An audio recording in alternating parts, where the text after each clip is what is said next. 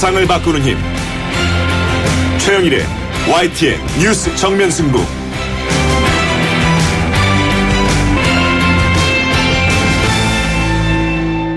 YTN 뉴스 FM 뉴스 정면 승부 3부 시작합니다. 고고도 미사일 방어체계 사드의 한반도 배치 결정. 잠시 후에 정의당 김종대 의원 연결해서 의견 들어보겠고요. 미세먼지의 주범인 경유차와 화력 발전을 줄이겠다. 최근 정부가 발표한 미세먼지 대책입니다. 이런 대책이 갈수록 심각해지고 있는 미세먼지를 줄이는데 얼마나 도움이 될 수 있을지 환경부의 이정섭 차관 연결해서 이야기 나눠보겠습니다.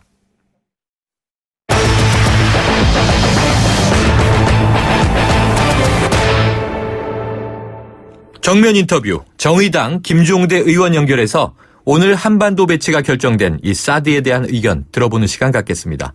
김 의원님 나와 계십니까? 네, 안녕하십니까? 네, 안녕하세요.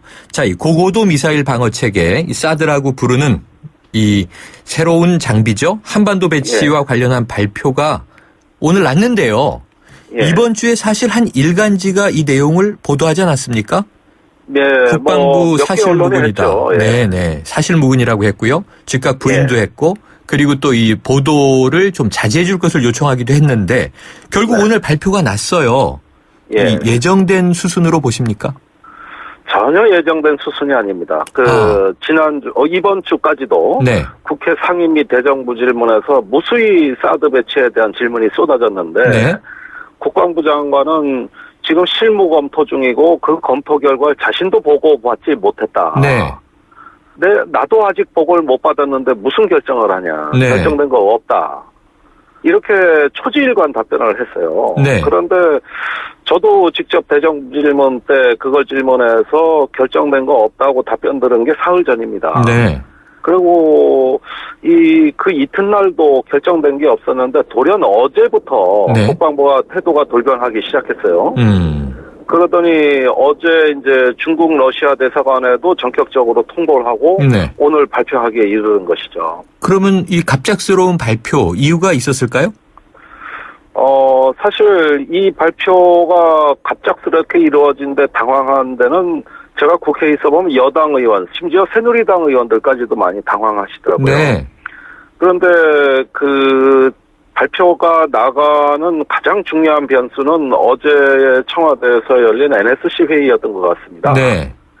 그래서 여기서 일단 발표 강행을 결정한 것 같고, 또, 이렇게 전격적으로 발표해야만 되는 속사정도 있었던 것 같아요.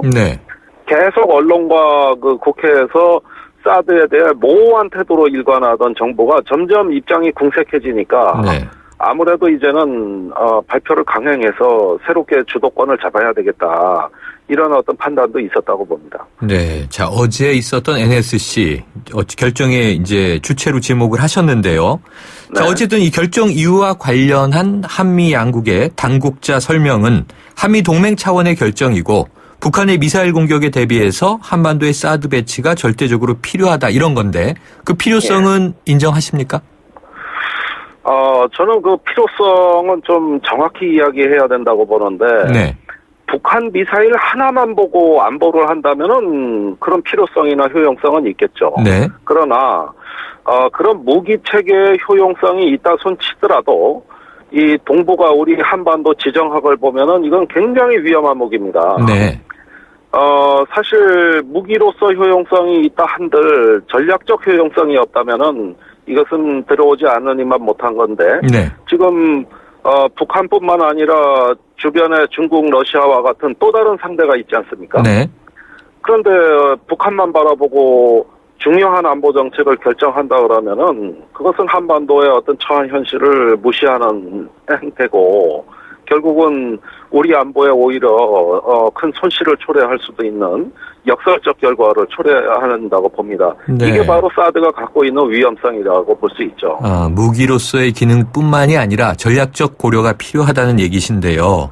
자, 그럼 우선 하나씩 짚어보죠. 이 사드가 북한 미사일을 요격하는데 효과는 있겠습니까? 물론 북한이 그 노동 미사일이나 무수단 미사일로 알려진 중거리 미사일을 한국에 쏜다면은 굳이 사드라고 해서 요격 못할 이유는 없을 겁니다. 그런데 우선 북한은 그런 사드의 방어망을 돌파할 수 있는 다른 재래식 수단이 너무나 많기 때문에 네. 사실 북한에서 일부 미사일을 방어할 수 있다 하는 것이 전체 전략적인 상황에 큰 보탬은 될 거라고 저는 보지 않습니다. 네. 북한이 가까운 거리에 있는 남한을 쏠 때는 중거리 미사일을 발사할 이유가 없고 네. 그것보다 단거리 미사일이나 장사정포가 있는데 굳이 어려운 중거리 미사일을 동원할 이유가 없다고 봅니다. 그런데 그런 단거리 타격 수단들은 사드 방어와 무관하거든요. 네. 결국 사드의 방어망을 돌파할 수단은 북한은 너무나 많다. 이런 점에서 특정한 부분적인 효용성이 있다고 해서 네. 이게 전략적인 도움이 된다고는 말할 수 없다는 것이죠. 네, 일관된 말씀을 주셨는데요. 자, 네. 그리고요. 결국은 이제 들어오는 것으로 확정된 상황 아니겠습니까? 네. 내년 말까지 이제 실전 배치 가능하도록 하겠다라는 입장이 나왔는데요. 배치 네. 지역도 중요할 텐데 배치 지역이 오늘 밝혀지진 않았어요.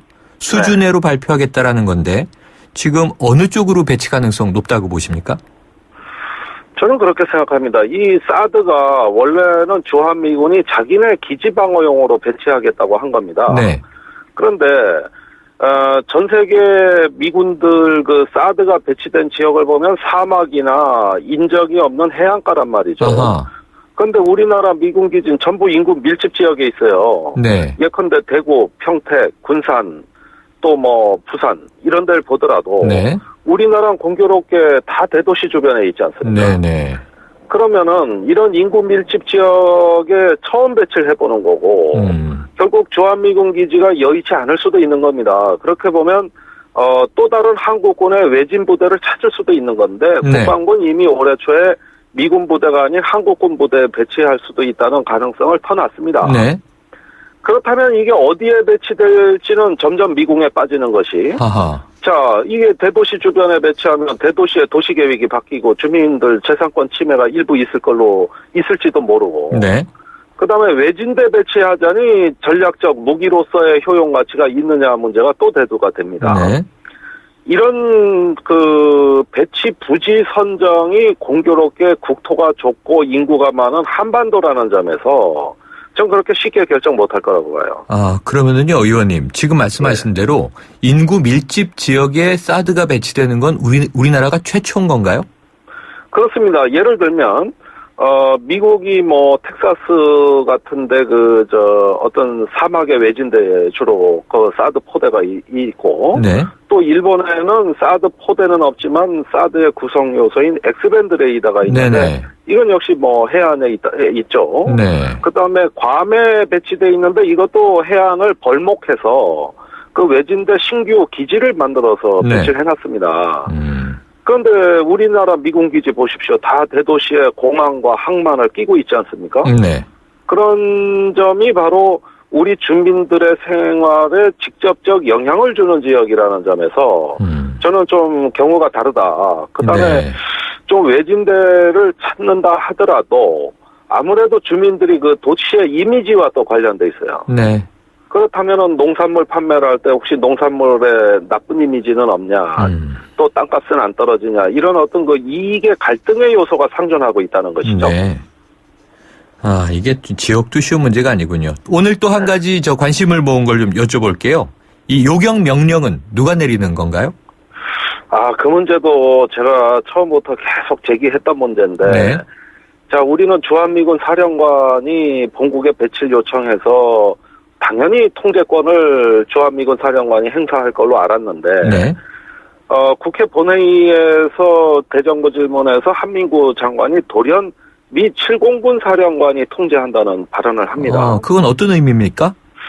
그것은 하늘을 방어하는 것, 즉 방공 무기는 공군 소관이기 때문에 한국에서만 예외적으로 미 7공군 사령관과 한국 공군의 작전 사령관이 협조해서 네. 이걸 운용할 수도 있다. 처음 듣는 얘기거든요. 네. 그래서 이 부분이 과연 맞느냐, 이게 오늘 지금 국방부 기자실에서도 논란이 됐고, 네. 그런데 또 다른 답변이 나왔어요. 네. 주한미군 사령관이 사실은 통제하는데 7공군 사령관한테 위임할 수도 있다, 이런 발언이 나왔고, 네. 그런가 하면 국방부 실무자한테 물어보면 이게 태평양 사령관이 될지 미 본토의 전략공군 사령관이 될지 아주 애매모호합니다. 이런 문제가 결정이 안 된 상태에서 사드 배치를 먼저 추진하고 있다는 게 굉장히 비정상적인 현상이라고 보는 것이죠. 네, 어쨌든 이 고고도 미사일이 발사되는 거잖아요. 적이 미사일을 네. 쐈을 때 요격을 하는 거니까. 근데 네. 어쨌든 우리 권한 밖의 일인 거죠, 현재? 자, 이건 누가 뭐래도 미국 무기입니다. 네. 지금 한미 동맹 차원에서 이 무기를 배치한다고 합니다만은 우리가 그 사드 요격 체계에 대한 통제권이 없습니다. 이거는 사실 우리가 하려고 해도 미국이 안 보여주는 무기란 말입니다. 네. 지금까지 우리가 사드의 세부적인 운용 개념을 몰라요, 아직까지. 그런 상황에서 과연 어떠한 시스템으로 이게 작동할 것이냐에 대해 국방부는 배치된 이후에 그 절차와 세부 개념을 협의하겠다. 이렇게 네. 공식 입장이고요. 네. 그다음에 이게 한반도 내에만 국한된 무기인지 아니면 한미일이 공동으로 미사일 방어를 할 때 활용되는 자산인지도 네. 불명확합니다. 이런 문제들은 동북아 정세에 상당히 큰 영향을 주는 핵심 변수라고 보여져요. 네, 이게 한반도에 배치는 되지만 철저하게 미군의 무기다. 자, 그러면 네. 앞으로 이 방위비 분담금과의 관계는 없을까요? 있습니다. 우선 한미 행정협정에서 미군이 필요한 토지와 시설은 한국 정부가 대주게 돼 있습니다. 네. 사드 포대가 배치된다면은 당연히 6개의 발사대와 1개의 레이더 또 지휘 통제소까지 해가지고 상당히 많은 그 포대가 수용될 수 있는 넓은 부지를 필요로 하게 되는데 네. 이 토지가 기존 부대만으로 될지 아니면 더 확장을 해야 될지 이런 어떤 비용 문제가 생기고요. 네. 두 번째는 그 시설을 줘줘야 됩니다. 숙소도 만들어야 될 것이고 여러 가지 통제 센터도 만들어야 될 것이고 이런 건물을 또 줘줘야 되는데 이게 다 한국 정부 부담이거든요. 네. 그게 방위비 분담금에 포함됨으로써 징액 요인으로 작용할 수도 있습니다. 네. 자, 정의당 소속이니까요, 의원님. 앞으로 이 문제 어떻게 대응하실 계획이세요? 일단은 이렇게 날벼락같이 갑자기 발표하는 것은 비정상적이고 있어서는 안 되는 행위입니다. 이게 네. 국방부는 발표할 경우 국회하고 충분히 협의해야겠다고 약속을 했음에도 네. 불구하고 너무 일방적으로 폭조하고 있다는 점에서 일단 정의당은 반대 입장을 취할 수밖에 없고 네. 제대로 논의하고 투명하게 밝히고 지자체의 주민들하고 협의할 수 있는 보다 투명한 구조가 있을 때까지는 현재와 같은 폭주는 당연히 견제해야 된다고 생각하고 있습니다. 알겠습니다. 오늘 말씀 여기까지 듣겠습니다. 고맙습니다. 네, 고맙습니다. 지금까지 정의당 김종대 의원이었습니다.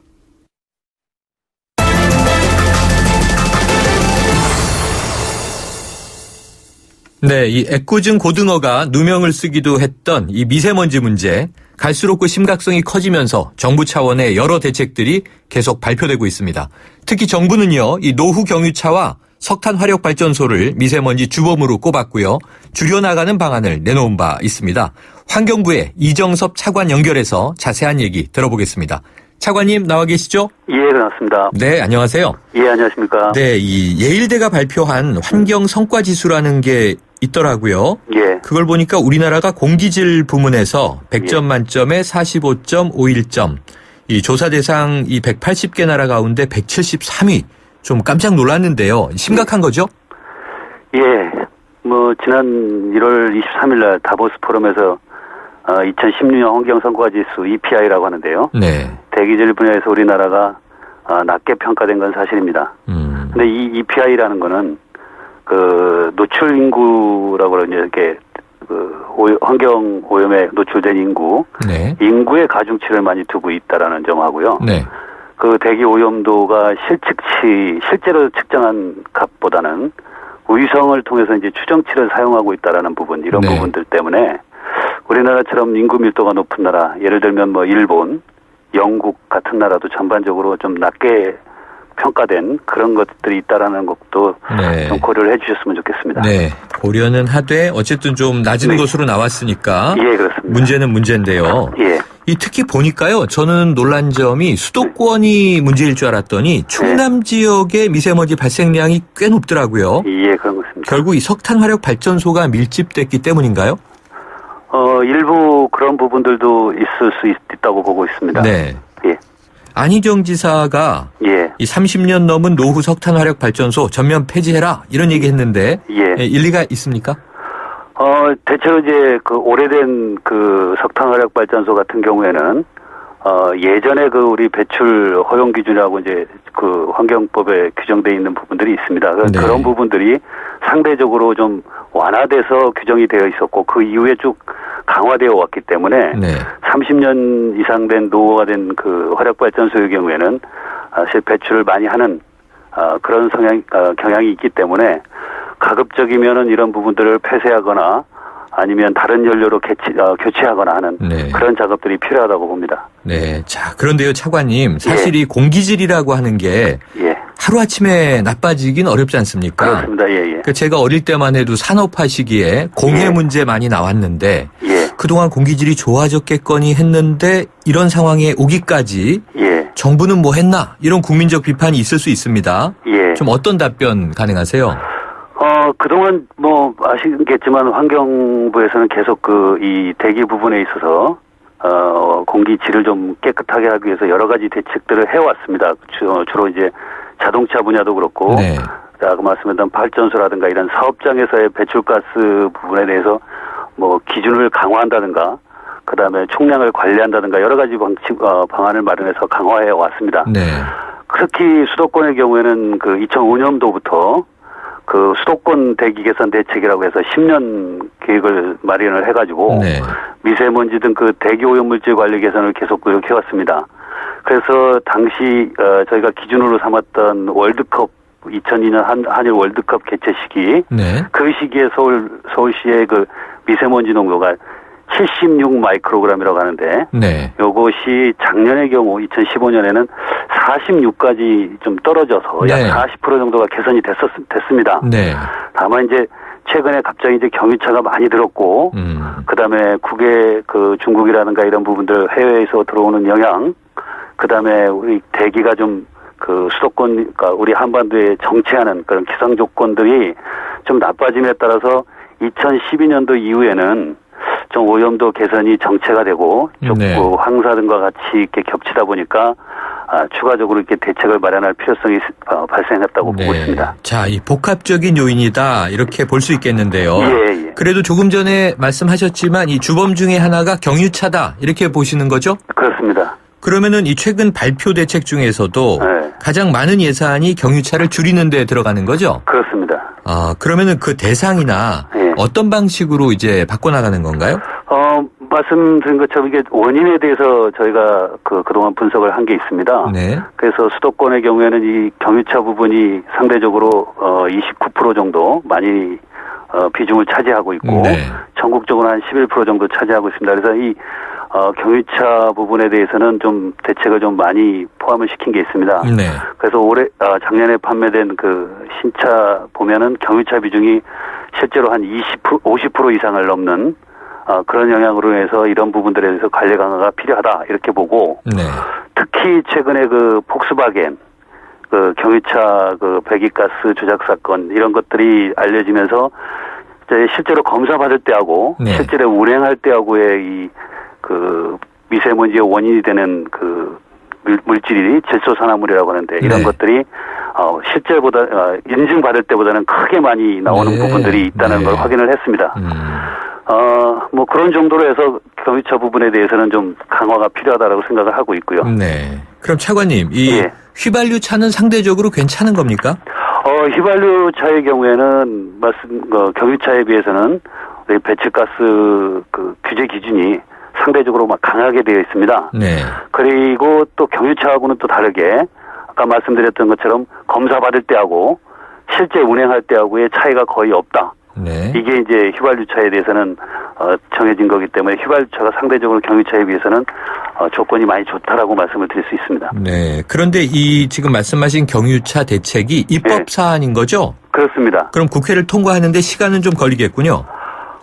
경유차 부분에서 이제 두 가지 부분이 있습니다. 하나는 그 노후 경유차 폐차하고 신차를 구입하게 되면 이제 개별 소비세라고 이 세금을 70% 감면하는 거는 최근에 발표를 한 계획입니다. 이 부분에 대해서는 2006년도 12월 31일 이전에 등록한 경유차의 경우에 해당되는데요. 네.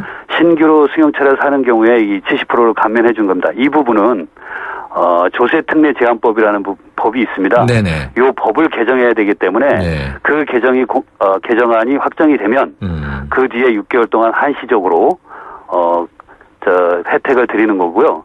그 전에도 경유차에 대해서는 노후차 폐차를 하게 되면 네. 지원하는 폐차 지원금도 있고요. 네. 그 다음에 경유차뿐만 아니라 경유차 뭐 폐차하는 경우 말고라도 뭐 신차를 구매할 때 그 친환경차 뭐 전기차라든가 하이브리드라든가 이런 차들을 구매하게 되면 네. 거기에 대해서 혜택을 부여하는 게 또 있습니다. 네. 그래서 이런 여러 가지 혜택은 지금 현재 시행 중에 있고요. 네. 예, 어제 발표한 것처럼 전기차의 경우에 1,200만 원에서 이제 보조금을 1,400만 원으로 늘렸습니다. 네. 이런 부분들은 당장 오늘부터 시행이 된다고 그렇게 보시면 되겠습니다. 자, 그럼 지금 정부의 이제 계획대로 경유차를 줄이게 되면 이 미세먼지 발생량 어느 정도 줄게 되나요? 저희가 이제 여러 분야로 나누어 있습니다. 그러니까 수송 부분, 아까 말씀드렸던 그 수도권의 29%를 차지하는 수송 부분하고 네. 발전 산업 부분, 네. 그다음에 생활 주변 이렇게 해서 분야별로 줄여나가는데요. 저희가 수송 부분에 대해서 이런 경유차를 많이 줄이게 되면 2020년까지는 저희가 한 23% 정도를 줄일 수 있을 거라고 보고 있습니다. 네. 자, 그리고요, 이 석탄 화력 발전소 문제, 수송도 있지만 아까 발전 문제도 얘기하셨는데, 최근에 발표된 안으로 보면은 이 노후된 발전소를 계속 폐기해 나가는 거잖아요? 예, 그렇습니다. 서천, 호남, 보령 많이 있던데요. 10기 정도를 폐기하고 4기는 이미 폐기됐다고 발표하셨는데, 그런데 또 새로 짓고 있는 발전소 20기는 건설을 계속 하거나 이 건설 계획이라고 또 발표하셨어요. 이건 좀 모순되는 점은 없습니까? 근데 이게 이제 일부 뭐 그런 의식을 가질 수는 있습니다. 근데, 어떤 발전소를 건설하거나 이런 과정에 행정적인 절차들이 있습니다. 네. 근데 이 계획 20기 부분에 대해서는, 그러니까 신규 설치하는 발전소에 대해서는 이미 이제 행정적인 절차, 허가가 다 났다라는 부분이거든요. 네네. 그래서 이미 이제 진행이 되고 있고 이것도 민간 부분에서 하는 부분들이 있기 때문에 정부가 이거를 행정 절차를 다시 취소를 하고 하게 되면은 이게 여러 가지 복잡한 문제가 생깁니다. 그래서 이 부분은 그대로 뭐 허가가 난 대로 진행이 되지만 그 보완책으로 아주 엄격한 우리나라에서 최고 강한 발전소에서는 최고 강한 게 인천에 있는 영흥 화력 발전소가 있습니다. 요거는 이제 수도권에 미치는 영향이 워낙 크기 때문에 굉장히 강한 기준을 거의 뭐 현재 수준에서 모든 기술을 동원해서 할 수 있는 수준의 배출 기준을 굉장히 강화시켜놓은 부분이 있습니다. 네. 요 20기에 대해서는 가급적이면 그런 강한 기준을 적용을 하기 때문에 지금 노후 발전소하고는 비교가 되지 않을 정도로 그 양이 준다 하는 그런 부분들을 좀 이해해 주셨으면 좋겠습니다. 네, 알겠습니다. 차관님 오늘 말씀 여기까지 듣겠습니다. 고맙습니다. 감사합니다. 지금까지 환경부의 이정섭 차관이었습니다. 여러분, 자주 움직여야 합니다. 하루 종일 앉아있는데 어떻게 3초면 충분합니다. 책상 교체 없이 바로 올려 사용하세요. 스마트 오피스를 위한 베리데스크. 여러분의 업무 자세와 능률을 함께 올려드립니다. 베리데스크. 1644 1644 대리운전 1644 불러보자 꽃배달도 1644 1644 전국 꽃배달 배송비 포함 3단 환 54,000원부터 3단 환 54,000원부터 1644 꽃배달 1644 대리운전 1644 1644 사장님, 성악가 김동규 씨네 집 바닥재 좋던데 우리 집도 똑같은 걸로 해줘요. 요즘 떠오르는 바닥재 스타 강마루. 스타일 좋고 습기 열 긁힘에 강하니까 오래 사용하려면 그래서 스타 강마루를 하는구나. 성악가 김동규입니다. 강마루 스타는 스타 강마루. 스타 강마루. 네, 3부 여기까지고요. 4부로 이어가겠습니다.